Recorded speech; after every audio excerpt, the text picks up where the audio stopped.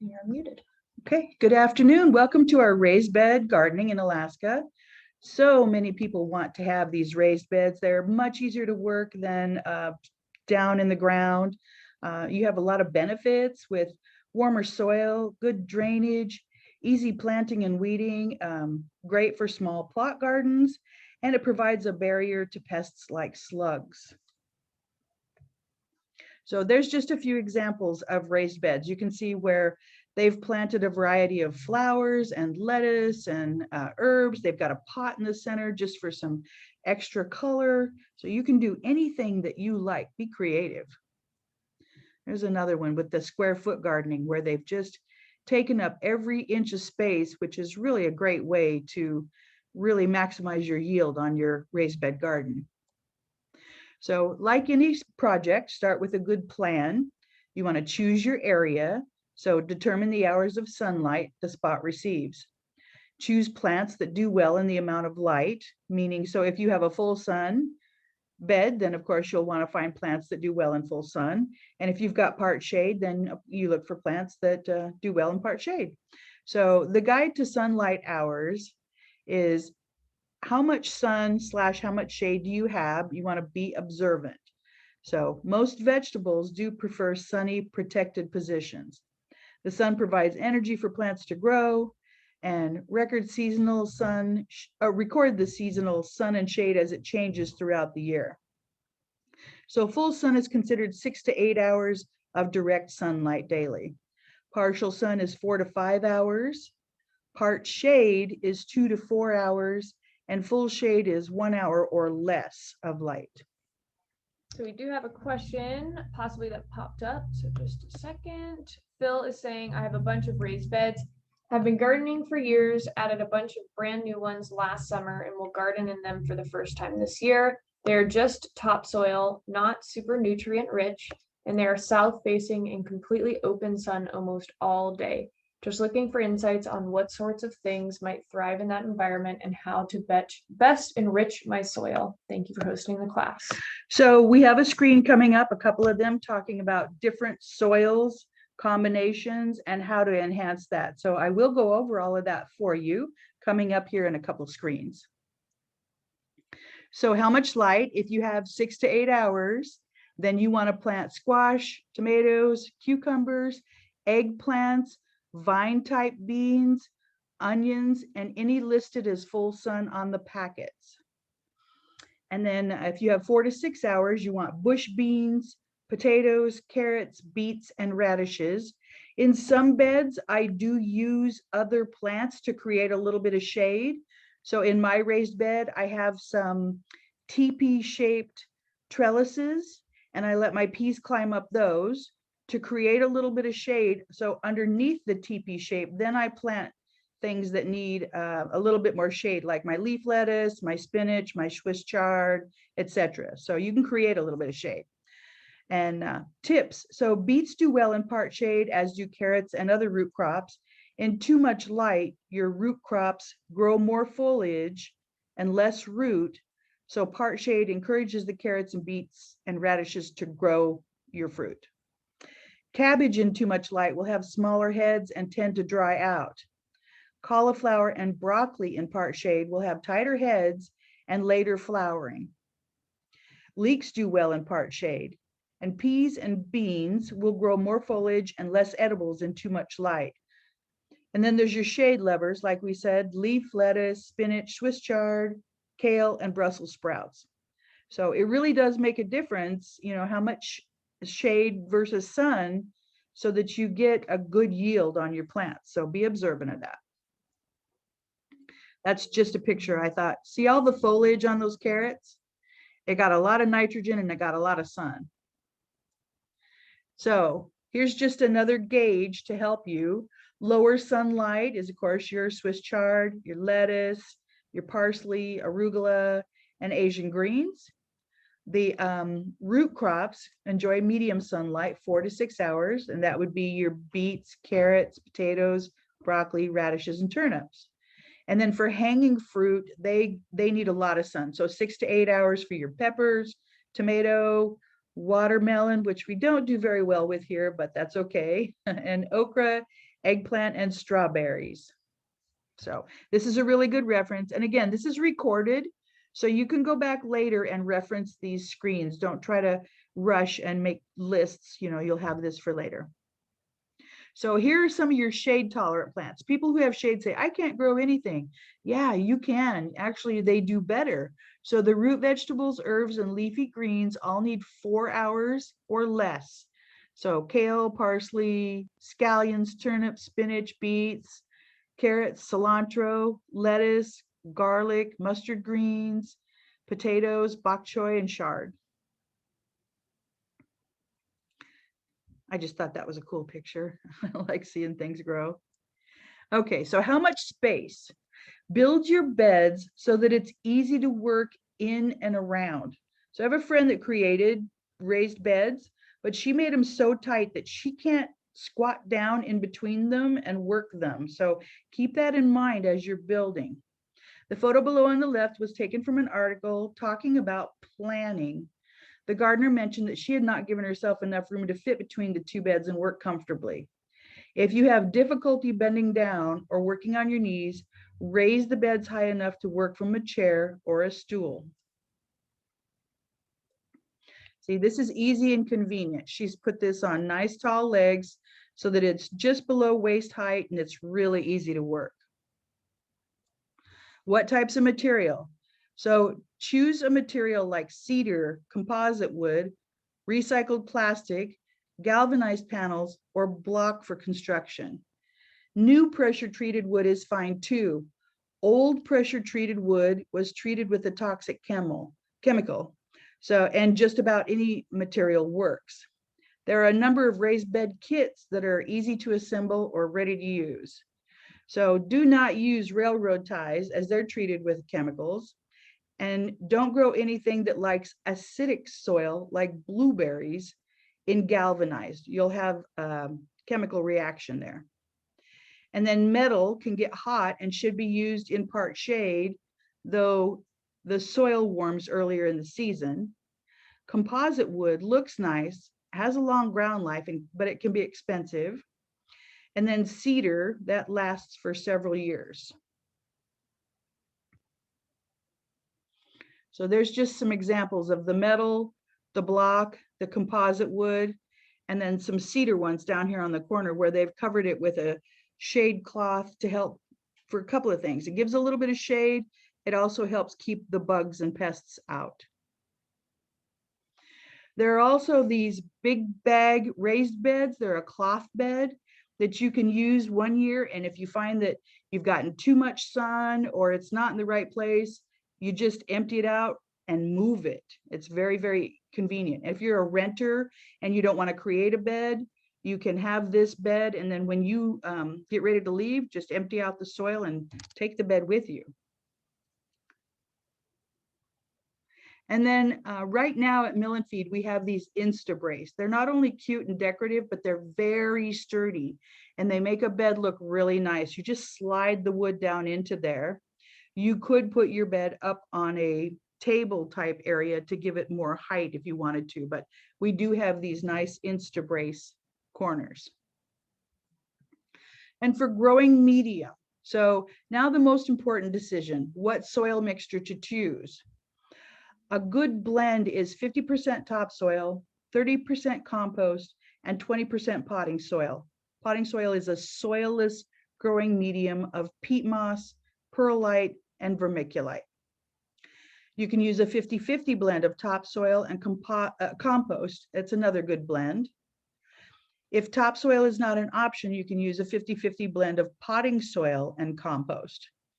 Potting soil alone is not a good garden soil. The peat moss alone is too acidic for growing vegetables. So you really need a mixture. This year in our garden center, we have a new, it's called Raised Bed Soil Conditioner.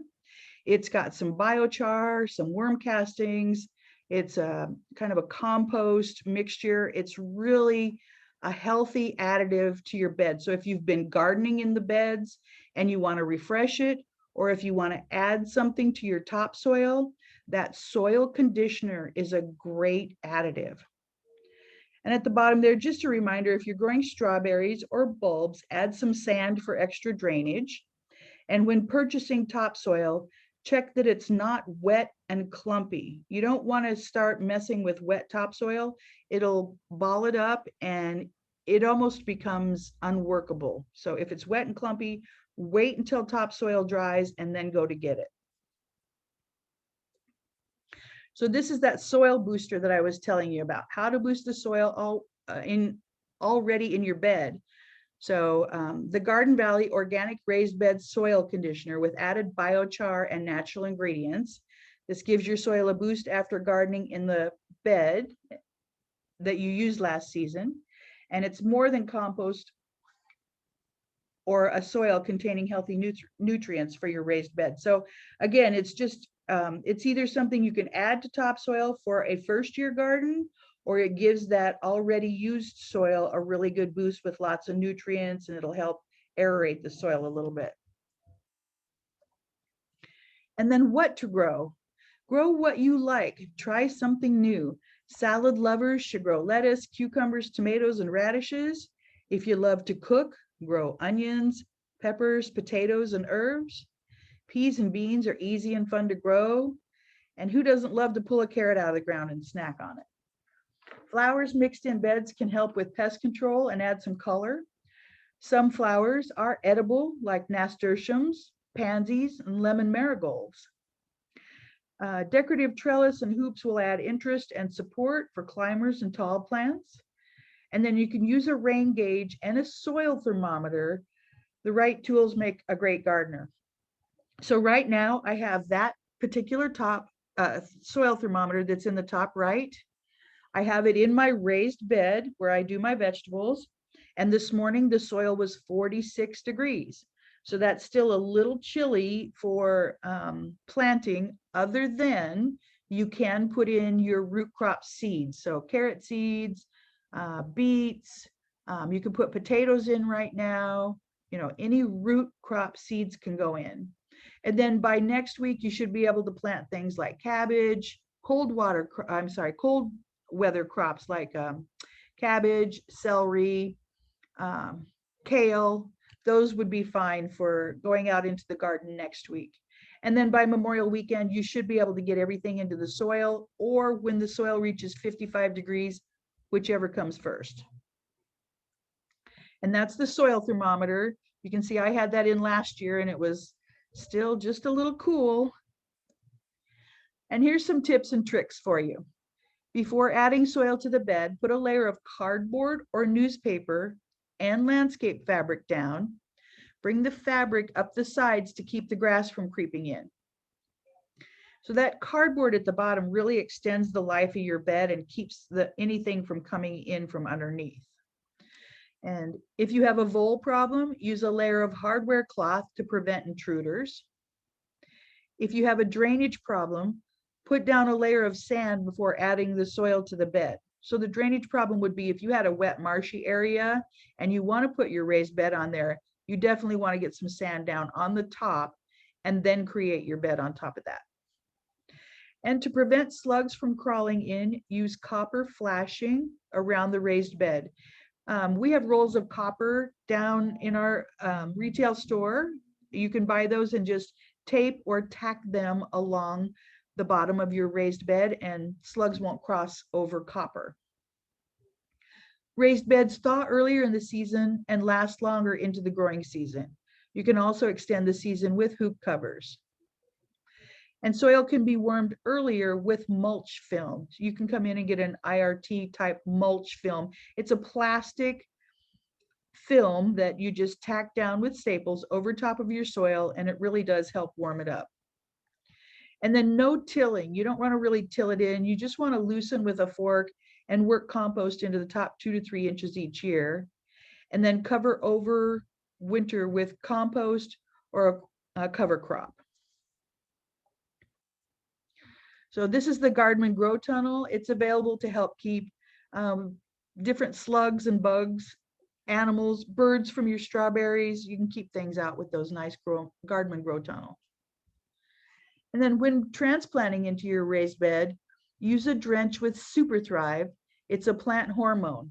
It's not a fertilizer, and it can be fed to any plants, house plants, lilac trees, and more. It's just like a dose of vitamins. It truly is vitamins. You can use a root growth enhancer. That's a mycorrhiza that encourages root growth. It's found naturally in soil, but by adding this, you're giving your plants a real head start with strong roots to produce big flowers and healthy fruits. After planting in a bed for 2 or 3 years, add in some azomite. These are the trace minerals that add flavor to your veggies. It's not a fertilizer, and it can be used right along with fertilizer. It's just the minerals you're adding back. And then Sustain, that's a brand of an organic fertilizer made with turkey manure. It's a 464. You can add that to your vegetable garden. It's low numbers, so you can add more often, maybe once a month, depending on how much you water. Down to Earth is a brand that has specialized fertilizer and amendments that are all organic, or an all-purpose veggie for no guessing or mixing. Diatomaceous earth, that is spread around the edge of the bed, and it will keep slugs and other pests away. You can sprinkle Sluggo around rock borders to prevent slugs. And my special slug spray, in a spray bottle, I mix half ammonia, half water, and a couple of drops of dish soap. It doesn't hurt any plants, and it will kill the slugs on site. I learned that from a gardener that's been gardening in Alaska for years and years, and that is my go-to as soon as I see slugs. So you want to have fun with your raised bed, plant things you enjoy. Be sure you rotate your crops. So do not plant the same plants in the same spot in the bed each year. Each type of plant pulls different nutrients. So if in your bottom left corner you did root crops last year, rotate the root crops over to the top right corner, and just, keep rotating your crops so that they get different nutrients from the soil. You want to use a frost cover to help with pests and provide a bit of shade. And you can do this. Go forth and garden. You have everything, all the knowledge you need to create a beautiful, bountiful bed and enjoy the benefits. So, are there any?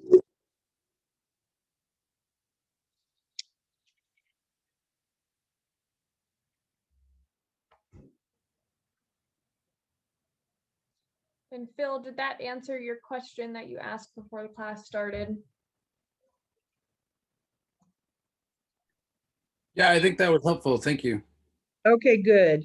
Yeah, that soil conditioner that we have, it's new to us, but I read the ingredients and it's something I'm going to be adding to my beds. It's got the biochar and the worm castings and lots of other great nutrients. You can add any compost, but I liked that one because it had so much other stuff added in that was organic. And I Okay. think they're about 3 cubic foot bags too. Yeah. So they're a nice size. And I want to say maybe $29.99.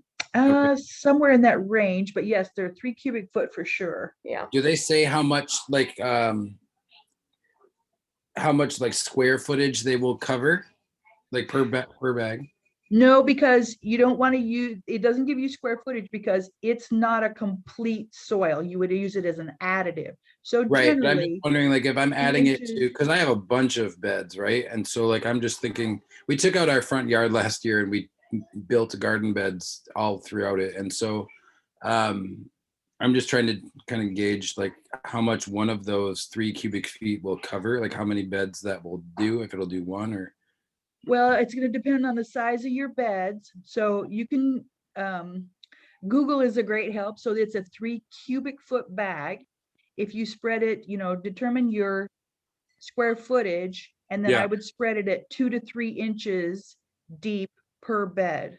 Okay, that's perfect. That's helpful. Yep. Okay. Yep. Okay. Okay, we had some more come through. Let's see here. So Gina's asking, is there a cut pattern out there for how to cut the poly to fit over a typical 3x6 bed for a hoop cover? Not any patterns that I'm aware of. That would be helpful. Yeah, it would be helpful. Maybe do a sheet of inexpensive plastic, get that over your bed and cut it to shape, and then lay it over top of your netting or whatever else you're going to use it as a pattern. Find something inexpensive. Use an old tarp or a old shower curtain and use it as an example and cut that and then use it as a pattern maybe. Mary's asking, I have a problem of nearby bushes getting their roots in my raised beds from underneath. How do I prevent this? So that is a constant battle with everybody. So the aspens and the birch and all of those type of things are going to send those roots. So you really have to get in there and cut out as much as you can. The layers of cardboard do help. It really does help for a couple of years. If you get that real thick cardboard, if you can, and a couple of layers of that, and then make it nice and wet and put your bed on top of that, it should help with those. There is some root stopper that you can buy, but I don't know how soon after using that you can replant because it is a chemical. So if you do use something that's a killer, basically, be sure you read how long to wait before you can plant.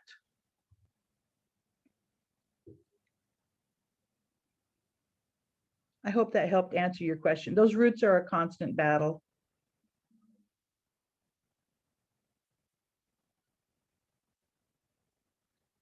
Okay, are there any more questions? I know we had a couple people joining us late today. I just wanted to mention again, we did record this class, so I should be able to get this uploaded onto YouTube, and we will be emailing out everybody that YouTube link.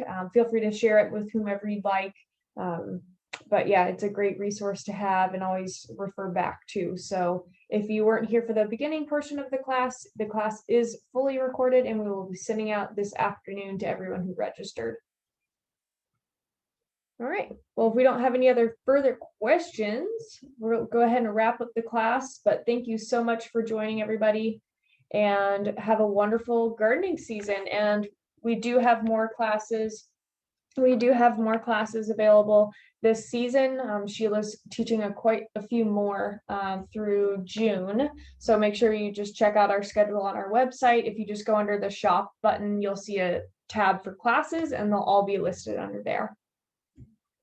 And Sheila is going to be here till 4 o'clock today, helping out in the garden center. She'll also be down in the store tomorrow from 12 to 4. So if you guys do have any questions or just want her expertise and knowledge, feel free to come down and ask for Sheila.